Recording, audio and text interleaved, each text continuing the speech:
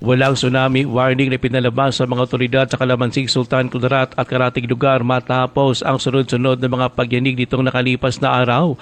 Nilinaw ito ni Office of Civil Defense sa OCD-12 Information Officer 2 Beverly Ann Santos. Gayunpaman, payo ni Santos sa mga mamamayan sa nasabing lugar maging handa sa lindol.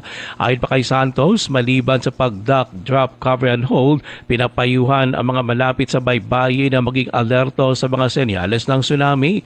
Ang mga ito ayon pa kay Santos ay ang mga pagyanig, biglang pagbabago sa level ng tubig sa dagat at kakaibang tunog tulad ng dagundong ng papalapit na alon. Kapag naobserbahan ng alinman sa mga ito ay agad na lumikas patungo po sa mataas na lugar o papalayo sa dagat. Pinaalalahanan din ni Santos ang publiko na makinig at tumalima sa babala ng mga otoridad.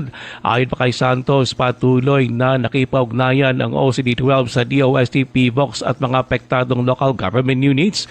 Ito ay upang mamonitor ang development at matiyak ang kahandaan sa pagbibigay ng tulong sa apektadong mga pamilya. Sa ngayon, nasa evacuation center na ang higit 500 mga pamilya sa bayan ng Calamansig. Samantala, kasunod ng preemptive evacuation, tiniyak naman ng provincial government na kontrolado pa rin ang sitwasyon sa Sultan Kudarat.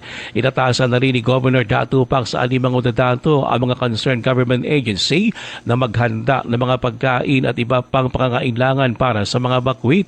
Naka-standby na rin ang heavy equipment ng Provincial Engineering Office at Mobile Hospital ng lalawigan kung sakaling kakailanganin. Ruel Usano, NDPC Bida Balita.